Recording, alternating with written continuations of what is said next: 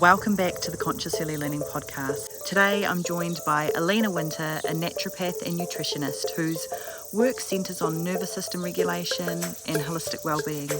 Alena supports busy, overwhelmed humans to feel calmer, more resilient and healthier through simple, realistic practices that actually fit into everyday life.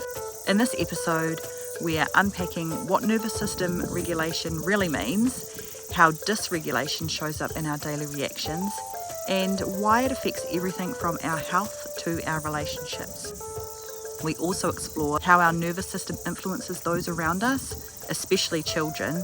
Whether you're a parent, an educator, or simply someone ready to move out of survival mode, in this conversation, it's an invitation to slow down, tune in, and remember that calm is a skill your nervous system can relearn.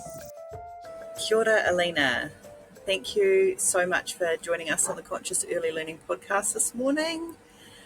I would love if you could just start with a little introduction for our listeners about what led you into the world of nervous system regulation, your naturopathy and holistic health. Sure. Thank you for having me on the podcast. In terms of, I guess, my journey and what's brought me here, it's kind of a long story, but I was kind of all through my own health journey, firstly, that I became a naturopath. So when I was younger, I actually had a terrible reaction to a medication and I was hospitalized for that. And obviously the medication hadn't worked for me. So after that whole journey, we ended up going back to the drawing board in terms of what I could actually do for my health. And at that time, I didn't even know what a naturopath was, but somebody recommended that I work with a naturopath. And it was from that journey of working on my own health that I was actually able to heal without the need for any further medications. And I just remember thinking back at that time, I just wish I knew about this approach earlier. I wish this was something that I'd kind of tried first. And from that point on, I always turned to natural approaches first and foremost for my health. And that doesn't mean in any way that I'm anti-medication. Like, I still use medications when necessary now. But I think in general, often we can turn to them as our kind of first resort or only option when there are other gentler, more effective or holistic kind of foundational things that we could be doing first or alongside conventional medicine, so to speak, or using medications. So that was sort of a paradigm shift for me.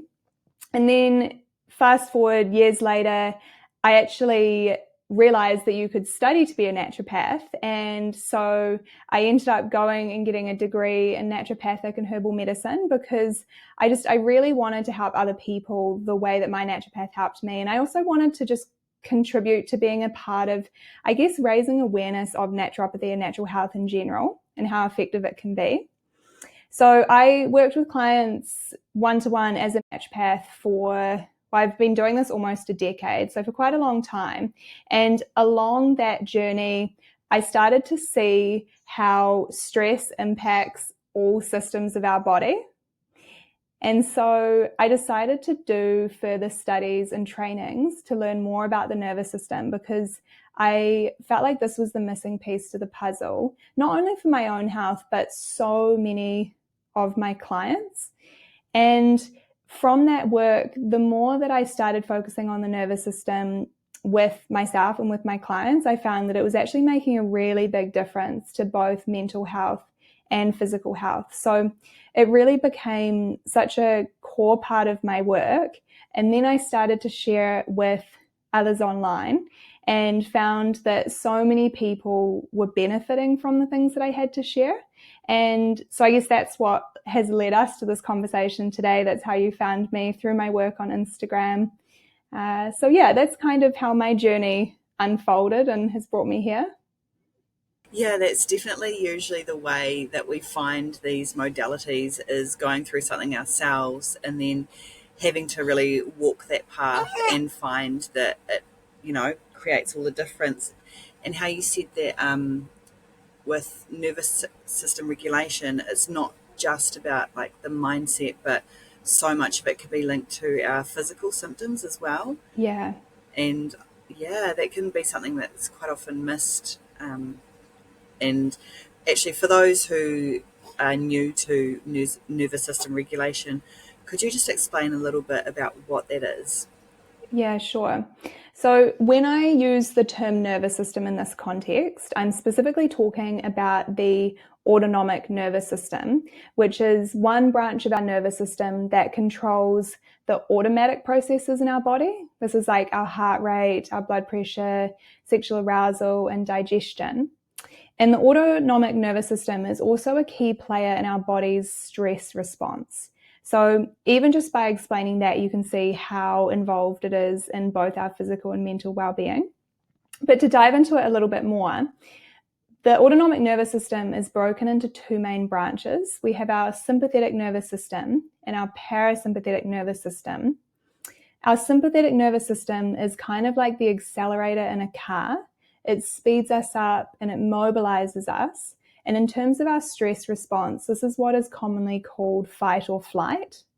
Then we have the parasympathetic nervous system, and this is kind of like the brake in a car. It helps to slow us down, and it's also called rest and digest. A lot of people hearing that will think, fight or flight is bad, rest and digest is good. But in reality, neither of these nervous systems is good nor bad. They're both really important and they work in tandem, but the balance between the two is key. So when we talk about nervous system regulation, it's really referring to when these systems are in balance and also when they can activate appropriately to the situation at hand. Whereas dysregulation is when these systems become imbalanced. One may be dominant, or we may have too much activation from one of these branches at inappropriate times, or we can get stuck, so to speak, in states. And to give an example as to what I mean in terms of appropriate times or inappropriate times, we can think about our stress response, like a sympathetic fight or flight response. It would be very appropriate for this to kick in if our house was being robbed, for example, or we were being chased by someone down the street. That would not be dysregulation because you want this nervous system to kick in to help keep you safe and get you out of danger. But it's not so much an appropriate time if the system were to kick in when you were checking your emails or going through your to-do list, or when your 3 kids are saying that they want something from you. So it's all about the context of the situation and your nervous system being in a good state appropriate to that context. But I also think it's really important to acknowledge that dysregulation doesn't mean that our nervous system is broken or faulty. Rather, it means that our nervous system is actually, in a way, working overtime trying to keep us safe, because when our nervous system is activated into a stress response, it's because it's sensed danger on some level and it's responding to that, even if there is no danger present. And dysregulation is really when it's sensed danger, but there is no danger or there is no threat. So the goal with nervous system regulation is really to decrease your nervous system perceiving danger or threat and increasing cues of safety to be able to bring ourselves back to regulation. And like we talked about before, regulation is not just important for our mental health, so not feeling stressed, but it's also really important for our physical health because of how the autonomic nervous system controls so many physical processes within our body. That was like a really, really good explanation. I've, not heard it like explained so succinctly before. That's my crash course, Nervous System Regulation Yeah. 101. Yeah. I'm like, you covered all the things. Yeah, well done. Thank you for sharing. And so you're not a parent yourself, but you work very closely with parents and various different people who obviously have things to do with children, and that's our audience here. So from your perspective, what could be some of the most common signs that someone's nervous system is dysregulated? So especially for our busy parents or teachers who have actually just normalized stress or overstimulation because it's just part of their life, basically. Yeah, for sure. And yeah, thank you for acknowledging, like you shared, I'm not a parent. And so when I speak about these topics, it's not necessarily from a place of lived experience, but I have worked with so many parents or caregivers throughout my work and seen how this work can really impact them. And I also really endeavor with all of my work and everything I share to share things that are realistic for all of us, no matter what situation we're in. So that's just an invitation to listeners, is feel free to just take what applies to you always from what I share. But yeah, I'll try and keep it as all encompassing as possible. So with your question around, so it's common signs that someone's nervous system is dysregulated. So the model that I like to use a lot in my work is called the window of tolerance. I'm not sure if you're familiar with that, or have you mentioned it on the podcast before? We have, but feel free to just go into it a little bit for context for those who maybe haven't come across the other episodes yet.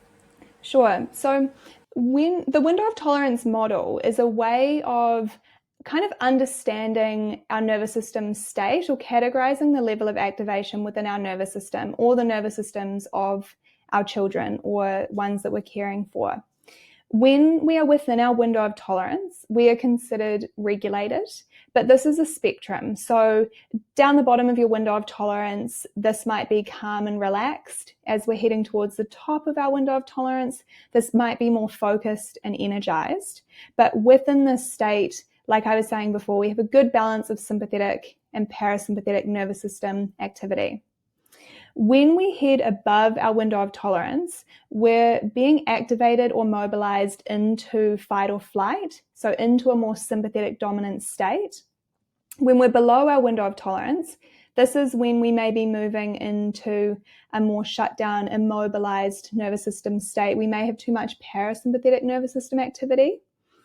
And often when we get dysregulated, we may have a more dominant state of dysregulation. Like mine is being above my window of tolerance, whereas someone else's more dominant state might be moving into shutdown. And for some people, it's a bit of both. But coming back to your question, using this model, we can start to notice our own states of dysregulation and signs of dysregulation. So, for example, when you're above your window of tolerance, you may start to feel rushed, or you may start rushing. You might feel flighty, you might start biting your nails or picking your hair or chewing the inside of your cheek. You might feel like you have a short fuse, or you're snappy, or you're irritable. There's a whole range of symptoms, and it's different for everyone. So I always invite people to start noticing what perhaps some of those early signs of dysregulation are. We can also have physical symptoms manifest when we're above our window of tolerance. It might be, for example, IBS, or having a funny tummy, or feeling like you've got high blood pressure or your heart's racing. And then below your window of tolerance, in this state, you may feel exhausted or fatigued or hopeless. It can influence your headspace. You may feel sad, or like everything just kind of feels too much or too hard. It can also be connected to physical symptoms again, like maybe, for example, chronic fatigue or muscle weakness. So those are some examples of what dysregulation may look like. But like I said, it can be different to all of us. And we can also, as I mentioned, apply this model to kids. So noticing when they may be overstimulated and above their window of tolerance and what that looks like. It may be toddler tantrums. It may be, hitting or yelling, things like this, or when they may be in a state below their window of tolerance, when they're more withdrawn or shut down. The more that we can be conscious and grounded in our body, the more we can kind of just like notice when these symptoms are creeping in, as opposed to getting to the point where you're like full blown in that state of just reactivity, or perhaps like all the children want something at once because they've noticed that you are rushing around. So that's then mirrored back to them, or back to you, as you're then seeing them trying to rush you. And this is like literally something that happened to me this morning. And I was trying to like get my children out the door because on a Wednesday, one goes to my in-home care and the other one goes to a private kindergarten. So things do need to move a little bit quicker. And I was like, hang on a second. I was like, Mummy's rushing. I said, there's no rush. I can get you a banana, darling, and we can fix your slingshot. And hang on, baby, we'll get you things. And I was like, we just Wonderful. need to take a pause and let's all just like ground into Yeah. our bodies right now. And actually like speaking our needs out loud to the children is then modeling like it's okay when we do get in these states, but how powerful to show them you actually working Yes. through it in real Yes, that's time so as well. powerful. I think what you touched upon there is actually a tool that I often share called Name It to Tame It. When we are in a dysregulated state, if we can actually voice what's going on, if we can name it, either internally to ourselves, or even better, if you can share that out loud with your family or with your children. It's actually helping to reactivate the more logical parts of your brain and helps to regulate you and is modeling that emotional intelligence to your children as well.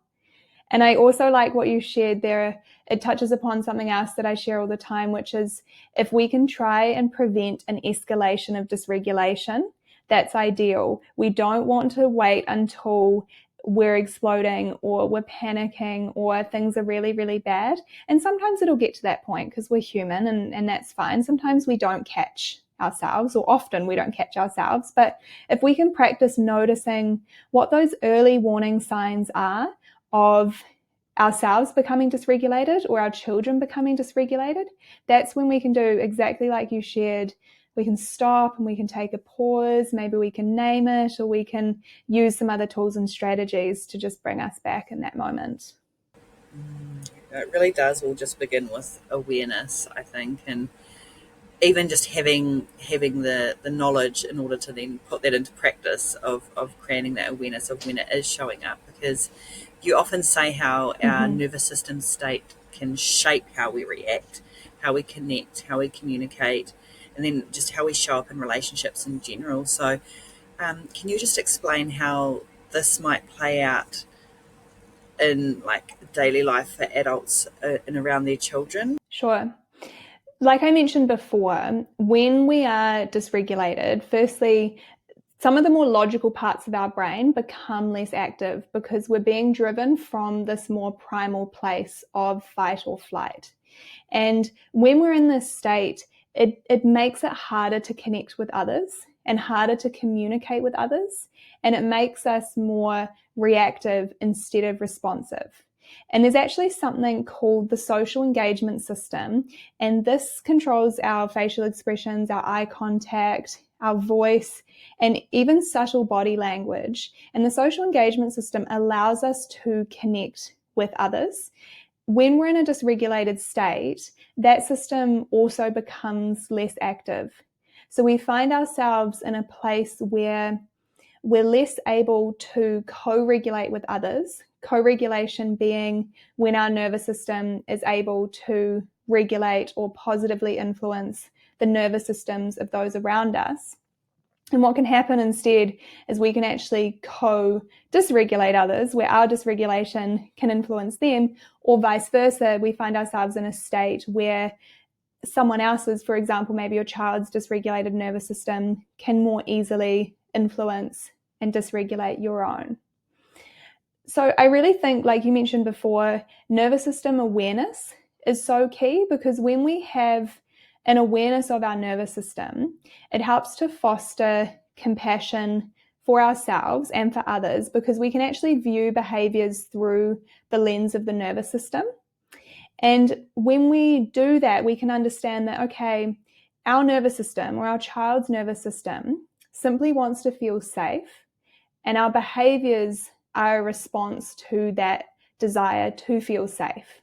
And so when we do this, this can help with our connection with others, or with our parenting or our teaching, when we can recognize when the child or when our child is dysregulated and have compassion for and understand what might be going on within their nervous system.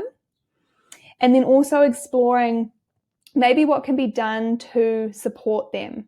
for example, to release excess fight or flight and to feel safer and more connected again. And then coming back to ourselves, if we can also support ourselves to stay more regulated in these situations, then we're able to be a better co-regulator for them. And we can choose to respond instead of react and be more rational when we're being presented with these behaviors and help to co-regulate them. And I know that all of this is easier said than done. And like we talked about before, I'm not a parent, and having seen my friends' toddlers, I know that it can be very dysregulating for everyone when a toddler is having a meltdown or being defiant. And so it's also about remembering that we're not trying to be perfectly regulated adults, and it's so normal to get triggered. It's just about being able to, as best as we can, recognize when we're being triggered or when our child is being triggered, and then try and take steps to support our nervous system or their nervous system. And I've seen this play out in parents. I actually had one particular example comes to mind, was a father who I supported through my course Regulation Foundations, which is an online nervous system program. After the course, one of the biggest pieces of feedback that he gave me was that he felt like he was a better parent because he had the knowledge to understand his reactions and his kids' reactions from the lens of the nervous system, and then also tools to be able to do something about it and to feel a little bit more in control, or offer tools to support his children. It really is just so powerful. And your program that I'll share a link to down the bottom in the show notes as well, creating things like this for parents, not just parents obviously, but like being able to have practical tools, I think is something that really can shift the needle, not only to regulate our own nervous systems, but there's different ones that you can use, like actually with your children and noticing where they are, like with this knowledge. So say they're going up and they've got all this excess energy, perhaps it's something as simple as saying, right, push on my hands, go as hard as you can. Or it could be like squeezing their limbs and bringing them back into their body. It could be like, right, let's have a shake off and you both shake your bodies. It could be like, okay, we're both just so dysregulated right now. How can we just shift the atmosphere? Turn up some loud music, dance, be silly. Like sometimes if I feel like I need to get energy out and I'm feeding, like I'm quite, as parents, we can be very in tune, or even as early childhood teachers, you are attuning to the children's nervous systems. So it's like, okay, let's pretend to be animals. Should we just roar as loud as we can? And really just like turning it into a game, but underlying, that you're both releasing energy that's not being directed in probably the most productive way when you are getting to that upper limit, or even in that lower limit. Again, like different tools depending on where you are personally. I love all of those examples because it's so true. If we can turn these regulation tools into play and share them with our children, it's such a wonderful way not only to support their nervous systems but our own, because as adults we also benefit from play, especially like you're describing some of these more active forms of play.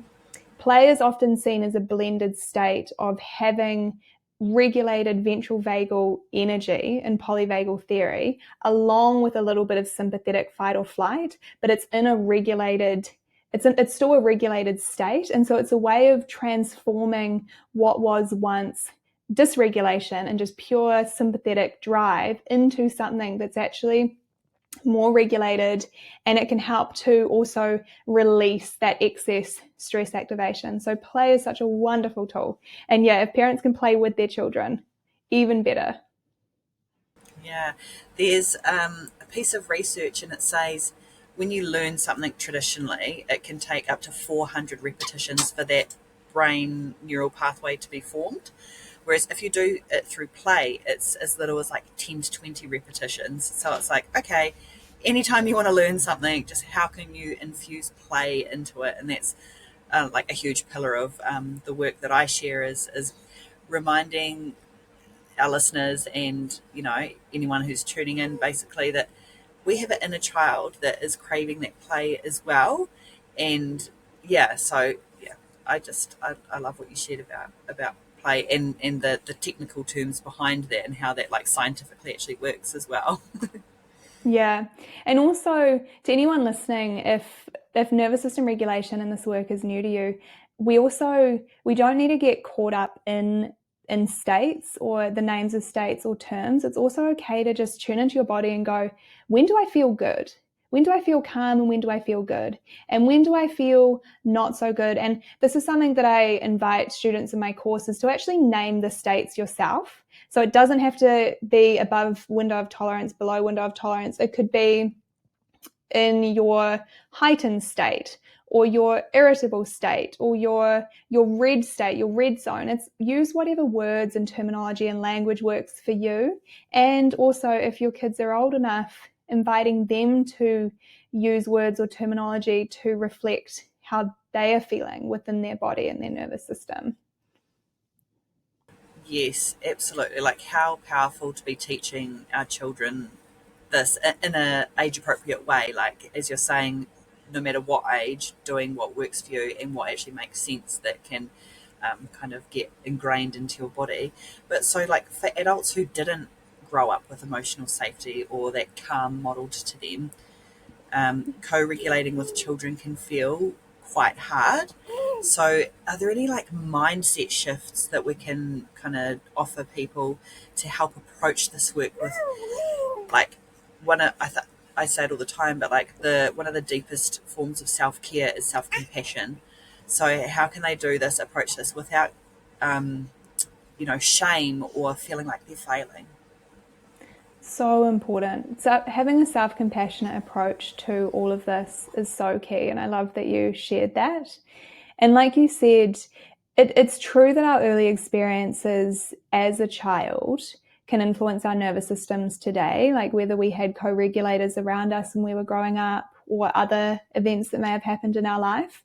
But so can a lot of things. And from having shared this work now for so many years, I've seen that most of us have at least some element of our past history or trauma that makes regulation more difficult. And we also live in quite a highly dysregulating world in terms of constant notifications and stimulation and responsibilities. So with all of that in mind, like you said, it's so important to be self-compassionate on this journey. And we should never strive to be perfect, or as I said before, being perfectly regulated, not a thing. I think our goal should really be awareness. So awareness in the moment of what's happening so we can ideally act on it. But that's also not always possible in the moment. So sometimes it's awareness after the fact, being able to reflect to yourself or reflect even to your family or your child, I was really above my window of tolerance. So I was really in a reactive state. I was a bit dysregulated. Or thinking about your child's behavior, I can see how my child was actually just needing to release some excess fight or flight activation. So we can actually use awareness afterwards to understand the situation, to repair and to reflect, and then perhaps make a little plan to do things differently next time. But really, it just comes back to continual practice. And I also like to say, even if we catch ourselves in a moment of dysregulation and bring ourselves back just 1 in 100 times, that is worth celebrating, and that is still progress. Maybe next week it's 2 in 100. Maybe the following week it's 10 in 100, and then maybe you go through a challenging time and it's back down to 1. It doesn't matter. It's just every time you manage to do this, it's worth celebrating, because the more we can practice over time, that supports neuroplasticity, it supports change within our nervous system, and it makes it easier to do this work. But it's definitely not an overnight thing. And there will be many times of quote unquote failing, but it's never failing, because if you're aware of what was going on, that's a success and that's worth celebrating. Yes, definitely. And it's like last night I had a masterclass that we were speaking before, and it was called Return to Calm. So the whole point is like we're not always going to be calm, and the aim is not to always be calm. It's not to be perfect, because that really does not exist, and we would actually be doing our children a disservice if all they got from us was like this calm version that never reacted, because then how do they know then how to repair? after they've, experienced a reaction, or how are they to then know that it's safe for them to feel their emotions and to express them and then come back into that state of calm where possible? Again, like the 1 in 100 to 2 to 10 to letting it fluctuate, but still celebrating. Yeah, I love all of that of what you shared. Thank you so much. So in your clinical work with parents and caregivers, in your experience, basically, what do you notice any patterns or anything like that, mainly with like our overwhelmed, burnt out adults from that nervous system perspective? Like I shared earlier, there are these signs when we're above or below our window of tolerance. When these continue a bit more longer term, they can start to manifest as, for example, day-to-day anxiety, or just always feeling stressed or overwhelmed or sensitive, or mood swings or irritable. And that can also turn into longer term fatigue, exhaustion, physical health symptoms or health conditions as well, because of that connection that we were talking about earlier between the autonomic nervous system and all of these different systems in the body. So that may be gut issues, weakened immune systems, can also be common with parents, catching all of your kids' bugs as they bring them home from daycare. I see this a lot. And then even just feeling like you're constantly switched on, like it's hard to relax or it's hard to wind down. Maybe it's poor sleep or just feeling burnt out in general. Those are some examples, but like I mentioned before, it is different for different people. And I like to say that our bodies communicate to us in different ways. All of our bodies speak a different language. One person's body may speak the language of a skin condition. Someone else's body may speak the language of an upset tummy, or maybe in mental health terms. And if we can listen to our body, ideally when it's whispering, we don't have to wait until it's screaming at us. So seeing if you can pay attention to your body, interpreting the messages of your body, if it's asking for more support, and acting then is ideal. But even if you feel like your body is maybe at a point that it's screaming at you, it's also not too late. It's never too late to start to make changes to support yourself. Yeah, I made that mistake of not listening to the whisper nor the shout. It was like a real scream. I ended up at the end of my early childhood career was just like pure burnout, where I had adrenal fatigue. And yeah, this is basically where the idea for this whole business came from, because there's a lot of conscious parenting things out there, but I think the early childhood teachers kind of get a little bit forgotten about, and the fact that it's 40 plus hours a week often of in a quite unnatural amount of children in one space to the ratio of adults.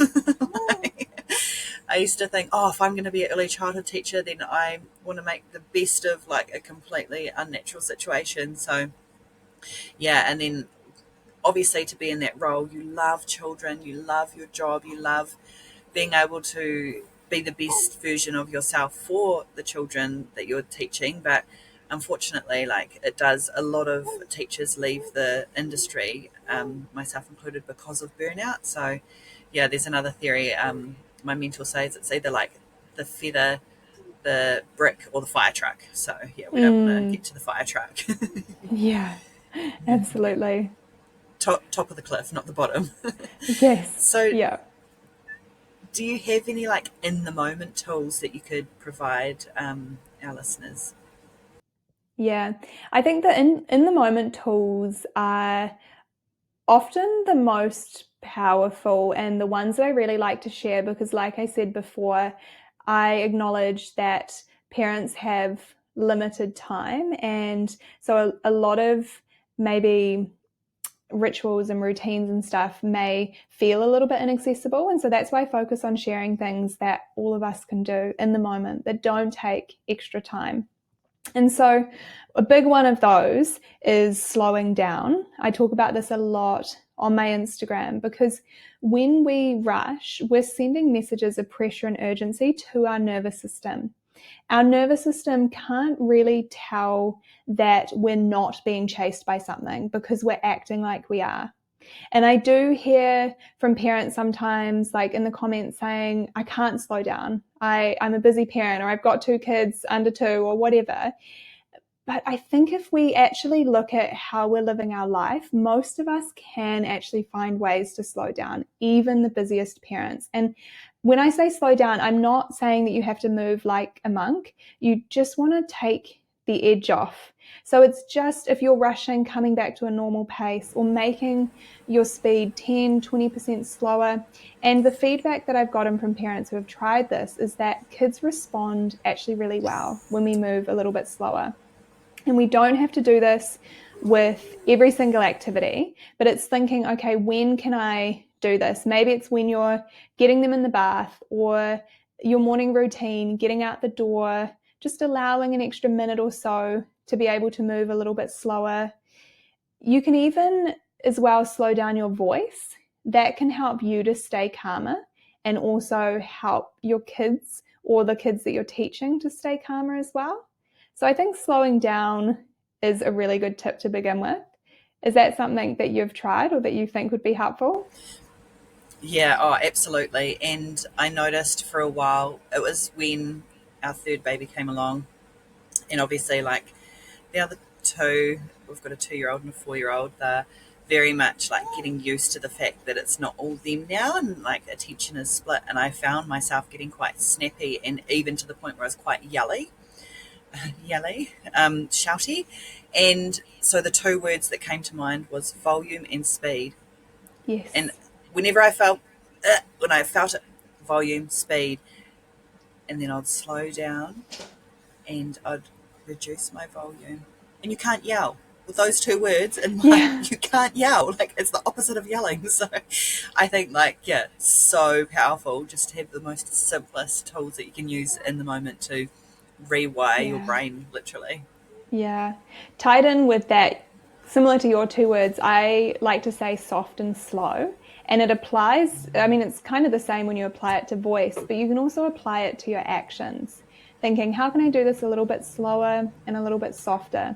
And the softening relates to posture, because that's another example of when our body is really tight, when we're clenching, which we can often do throughout the day, be it in our shoulders or in our jaw or our brow, even our hands. If we can actually soften that, that's also helping to send more messages of safety to our nervous system. So soft and slow, if you are feeling, especially above your window of tolerance, feeling stressed or irritable or uptight, that is really, really helpful. Another one tied into that is multitasking. And I also appreciate that there is inevitable multitasking when you are taking care of children. However, there's also a lot of multitasking that we do to ourselves. So multitasking, it actually doesn't exist. We can't really focus our attention on multiple things at once. It's context switching, where we're rapidly switching back and forward between multiple different contexts. And when we do this, it's like opening lots of tabs in our brain. And that can lead to not just impaired focus, but also overwhelm and dysregulation. So it's having a little think of, are there unnecessary kind of context, or is there unnecessary context switching that I'm doing throughout the day? For example, our phone's a big one. When we pull out our phone and we rapidly consume information, and then we're half paying attention to what's going on around us. So just seeing if we can kind of reduce unnecessary context switching. And then, of course, our breath is another big one. And I'm guessing this is something that you've probably spoken about on the podcast before, or Yep, in your but work. always loving your perspective. Yeah, definitely. Yeah, I mean, to put it simply, when we are stressed, we tend to breathe more quickly and more shallow. So we want to deepen our breath and slow down our breath, and especially our exhale. Because when we take a long, slow exhale, that's actually helping to slow down our heart rate and activate more of our parasympathetic nervous system. So again, that's a really good one to do if you're in that above your window of tolerance activated state, taking some intentional, long, slow exhales. And it's also one that you can do with kids. You can call it like the birthday candle breath. Can you imagine blowing out the birthday candles? Or if they're old enough, giving them a straw and they can actually breathe out through a straw, or like you're blowing bubbles. And that's inviting them to take longer, slower exhales. And that can be a really great way to, again, bring a bit more play into regulation and regulate alongside your children. And then you mentioned some great examples earlier as well around play, like roaring like a lion or putting on some music, shaking it off, dancing it off. I love movement to regulate as well. And ironically, I'm now switching context very rapidly as I try and settle my baby. For those who are just listening and like not watching the video. And see, this is where we give ourselves compassion, because there is inevitable context switching, especially for parents. But at least you're not pulling out your phone at the same time, you know? It's like just dealing with the inevitable context switching and using these other tools like breath and posture and soft and slow to help you deal with that context switching as best as you can. Absolutely. And it was so funny when you were saying that, and then I was noticing that baby was starting to like cry because she's overtired and just like wants a boob, but she doesn't want that side, wants the other side. I was like, oh yeah, my breath could go a little bit deeper. And so it's like literally like this is how you use these tools in the moment. And it's not to say that if you're a parent you have to 100% be a parent and be the best parent all of the time for your children, because something that I like, it's only taken me probably this year to realize, like, you know, 3 children in 4 years of parenting, that yes, it's their childhood and we're wanting to be the best version of ourselves, be, you know, as realistically regulated as we can for them, but it's our parenthood as well. So why not do this for ourselves and like equally just to like actually enjoy it? Because the more we're able to be present, be aware, and have these tools and actually enjoy our parenthood, the more our children are going to enjoy us as parents or as early childhood teachers, and you're actually going to enjoy your career in that way as well. That's so powerful. Yeah, I completely agree. So I know we wanted to also cover about highly sensitive adults or children, and how they may experience the nervous system differently. So what generally may help them to feel more grounded?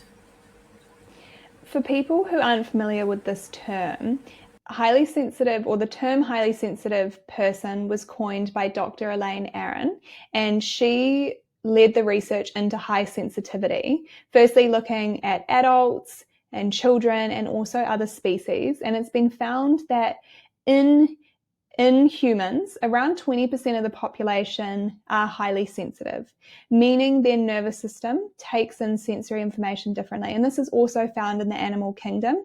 It's believed to be a biological advantage to have a certain subset of a group be more sensitive, because they're the ones that are on the lookout for danger and changes in the environment. But that can, of course, lead to becoming more easily dysregulated if you have a sensitive nervous system, or for your child if they have a sensitive nervous system. So if this is something that you feel may be applicable to you, or even just to understand this more, because given that around 1 in 5 of us are highly sensitive, it's actually really great to be aware of this, especially if you're teaching children. So I really recommend Dr. Elaine Aron's books, The Highly Sensitive Person and The Highly Sensitive Child. And also there are online self-tests that you can do to see whether you may be highly sensitive. And it's not a diagnosis, because it's not a condition. It's a personality trait. It's in too high a subset of the population for it to be a condition. It's just a spectrum of sensitivity. And like I said, around 20% of us fall on the highly sensitive side of it, myself included. If you are highly sensitive, or if you're working with someone who is highly sensitive, or your child is highly sensitive, it can be really beneficial to explore what things you or them are highly sensitive to. For example, some people are highly sensitive to sensory information like lights or sounds or scents or textures. Other people are highly sensitive to emotions, feelings within themselves and others, or within a group. And others are highly sensitive to just the kind of general aesthetics of their environment. So if we can understand what things we're sensitive to, then we can look at, okay, which of these things are within my ability to do something about or to change. For example, I was working with a mum. She had 2 kids. I think they were both under 2 at the time. And she found come 3 p.m., she just felt so anxious and overstimulated and exhausted. And when we dived into this a little bit more, we found, yes, she was a highly sensitive person. And one of the biggest triggers for her was noise. Come 3 p.m., I think maybe for a lot of parents, it's kind of one of the witching hours. And her kids were often really loud. There was a lot of crying or screaming or tantrums, things like that. So she actually bought a pair of earplugs that were specific to parents. I think the ones that she got was the brand Loop. It filters out certain pitches and frequencies that are more related to children crying and having a meltdown. So you can still hear your child, you can still connect with your child and be safe in your environment, but it's helping to just cut some of the excess noise. And she found that when she put those earplugs in, she felt so much more regulated and could actually get through her afternoon without having the experience that she was having previous. So that's an example of how if we can identify the sensitivity and do something to support ourselves or to change it, it can make a really big difference. But then there will also be things that we can't change. For example, if you're working in an environment with really bright lights and you're sensitive to those lights and you don't have the ability to ask for them to be turned off or turned down, then it's about going, okay, I can't change this directly, but how can I use tools to support myself in the moment? So it might be taking more breaks, going outside.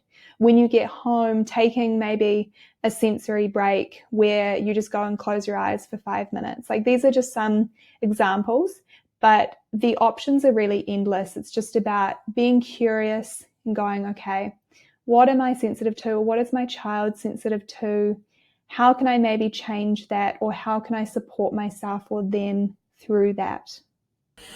Yeah, that's interesting that it's 1 in 5. I did not realize that, also myself included, and definitely my oldest.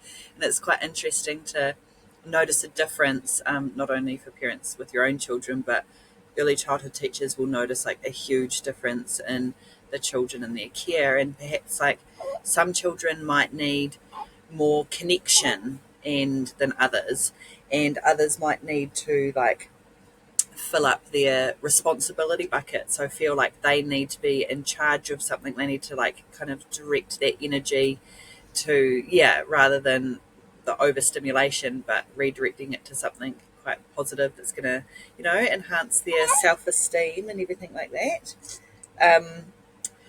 And within your work, I know that you also do like you're blending lifestyle, nutrition, herbal support, environment, you've got somatic practices. So how do these areas impact someone's ability to regulate, or did you want to speak into any of the other areas that you also, yeah, work within?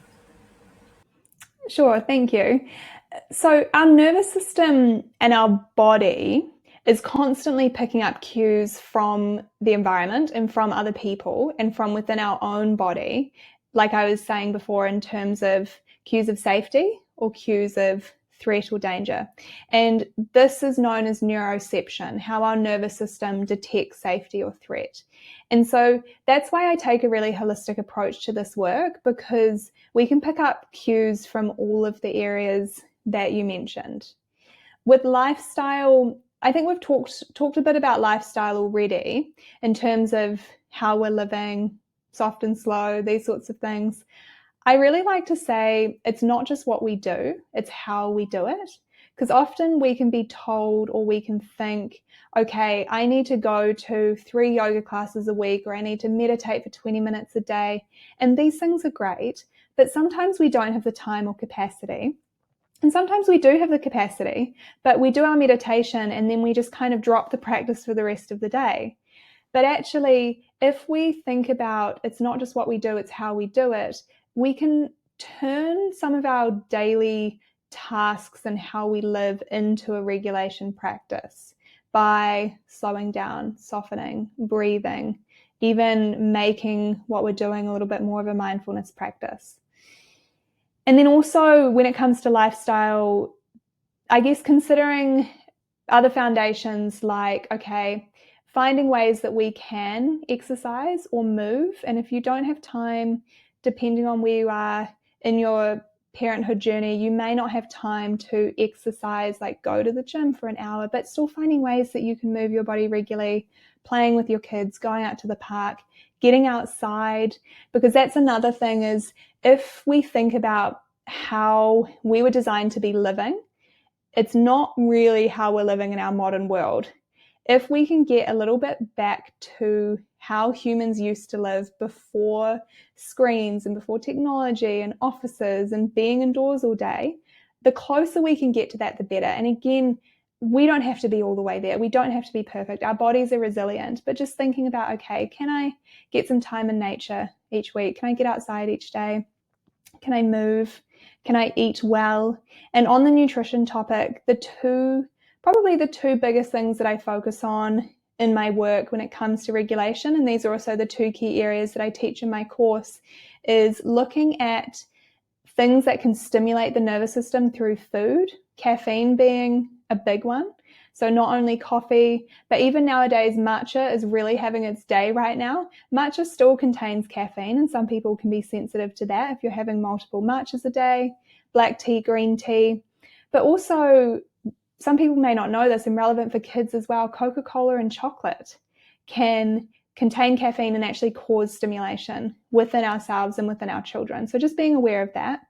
And then the second key thing when it comes to diet is blood sugar regulation, blood sugar balance, because that can really cause a lot of dysregulation. Like you can think of the classic sugar rush in a child after, say, a kid's birthday party when they've just gone crazy on all the sweets and cake. This can happen to us too as adults. We're generally just a little bit better at keeping it together, but we can be overstimulated by having excess amounts of sugar or having something that's quite carby or sugary on an empty stomach. It can make us feel a bit jittery or unstable. And then what happens after that blood sugar spike is a blood sugar crash where we can feel exhausted, tired, moody, hangry. And so what we want to do, and this happens to our kids as well. So a lot of behavior, I believe, and I've seen this time and time again in my work with clients, can be softened or in some cases even solved through having or supporting stable blood sugar levels. So having adequate amounts of protein with all of your meals and ideally snacks. Fat and fiber is also important. Trying to avoid having too much sugar on an empty stomach. The amount of times I've seen, particularly adults in clinic, we've worked on stabilizing their blood sugar levels and they've come back and said, pretty much everything has fixed. Like I'm no longer tired. My mood is so much better. I can't believe it all came back to what I'm eating and how I'm eating. So yeah, I think that's another key one in my work. And then I do also use herbs and supplements, but I really think they're a supplement. There's no magic pill, no matter what marketing tells us. So I think we need to have the other foundations in place first before we look at potentially using herbs or supplements. And they can be really beneficial, but ideally prescribed by a naturopath or a nutritionist, someone who can actually tailor a prescription to you. And I think the last point you asked about was tools, like somatic tools. And that comes back to the ones that we spoke about before, like movement or posture or breath. These things are really great in the moment to help bring us back to balance. So I like to split my work into, or when it comes to regulation, into what are the foundations that help to widen our window of tolerance and increase our capacity within our nervous system. And then what are the things that we can do in the moment to help bring us back into balance. And I think we need both the good core foundations like lifestyle and nutrition, and then the in the moment tools and practices as well. For someone listening who feels stuck in survival mode, what would one belief, one mindset shift, or one like next first step you'd want them to take away? I think probably the most important mindset shift when it comes to this work is that your nervous system is only trying to keep you safe, and that when we experience dysregulation, it's not because we're faulty or we're broken. And we want to be kind to ourselves, coming back to that self-compassion piece that we were talking about earlier. We don't want to beat ourselves up for feeling how we're feeling. Instead, I think starting with contemplating the things in your life or the things that you're doing that may be triggers of dysregulation. Like we talked about sensitivity, or perhaps it could be how you're eating, the coffees that you're having each day, maybe not taking enough breaks during the day, or maybe you're doing lots of multitasking. Just contemplating how these things may be influencing your nervous system and seeing if you can change any of those. And then also contemplating how you can do more things to contribute to safety, or sending signs of safety to your nervous system, like regulation tools and the things we've been talking about through this episode. And that can all apply to the children that we're taking care of as well. How may they be getting triggered by things going on, and how can we see what's going on and have compassion, and then find ways to support them to come back to feeling safer and to feeling more regulated. But behavior, I'm sure you've talked about this in the podcast, it's never misbehavior. It's always communication. And it's the same with our nervous systems. Something is being communicated. Our behavior is being influenced by our nervous system. What is being communicated? Can we listen to that message? Can we take care of ourselves instead of telling ourselves that we're wrong? Oh, yes. And I think like that whole theme throughout and probably this entire podcast is it's about communicating with our bodies and listening to our bodies, giving our bodies the signs that we're safe, but also listening to what our bodies are trying to tell us as well. So yeah, I think that's so important. Before we wrap up, is there like maybe any myths or misconceptions that you wish that more like people listening would know? It's also a great question. I was actually talking to someone about this yesterday. They were asking about the nervous system, and I was explaining that nervous system regulation is not woo-woo. We all genuinely have a nervous system. It's an actual system in our body, and it absolutely influences us in the ways that we've been talking about. So I think when we can understand that and view our behavior, like I was just saying, through this lens, it can help us to understand and have more compassion for ourselves and for others. And then I think the second misconception is that it's hard or it's complicated. It really doesn't have to be complicated, and you don't need fancy practices. You don't need a lot of time. Sometimes you don't need time at all. You just need to have that awareness of your nervous system, a few tools that work well for you in the moment. You also don't need many tools. It's just having a few things that work well for you, and then ideally getting some solid foundations in place through lifestyle and through nutrition as best as you can. Because I mean, sleep is also another foundation, and of course that can go out the window when you're a new parent. So it's always about what can I do in this moment to support myself, and just finding resources that work for where you are in your current place in life.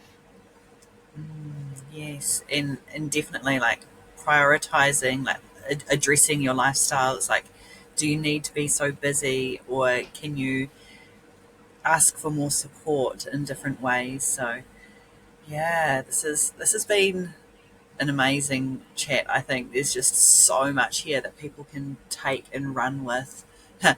Not run, we Yeah. walk. To move soft and slow with. Soft and slow, and just embody things in the moment, knowing that it's not going to take an entire weekend away at the spa to regulate your nervous system once a month, because although yes please, that's also amazing, but doing these little micro daily shifts is really what is going to change in the long run. So yeah, for our listeners, where can they find you? Like Instagram, social media handles? I'll pop up all in the show notes as well. But website, the work that you do, how they can work with you? So at the moment, I'm not taking on new one-to-one clients. My website is actually due for a redo early next year, one of those things that gets put on the to-do list. But most of the work that I share at the moment is through Instagram.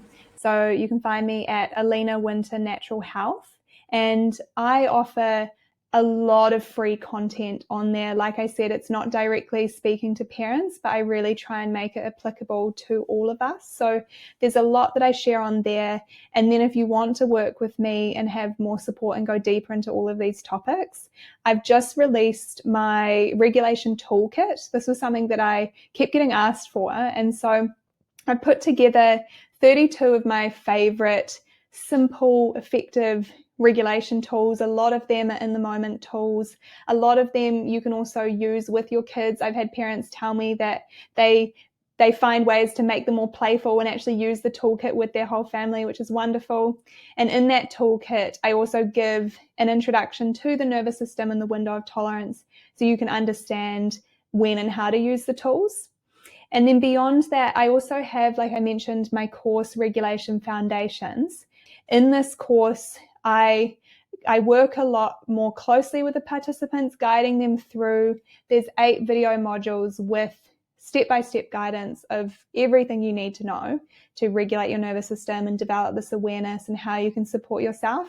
And then you also have my live support as you work through the course in terms of answering questions and helping to apply this information in your own life. So those are the ways that you can connect with me. You're welcome to send me a message on Instagram if you've got any questions you'd like to connect. And yeah, thank you for having me on the podcast. It's been wonderful to share some things with your listeners today. Yeah, thank you so much, Alena. And I know that there's so much value that people are going to get out just from listening to this episode. So send Alena a message, or if you want to send me a message to discuss any of the topics further, we're both open. And thank you for allowing baby to come join us this morning. She's been a little bit vocal, she literally never cries, but this morning she decided to be right, Mum, can you really embody all of this? So I've really appreciated our chat this morning. Thank you so much. Thank you, Sarah. Thank you so much for being here and listening. If something in this conversation landed for you, take a moment to pause and notice what your body is doing right now. You'll find Alena's details in the show notes if you'd like to explore her work further. And if this episode supported you, feel free to share it with someone who might need it too. Until next time, take care of your nervous system. You deserve to feel safe enough to slow down.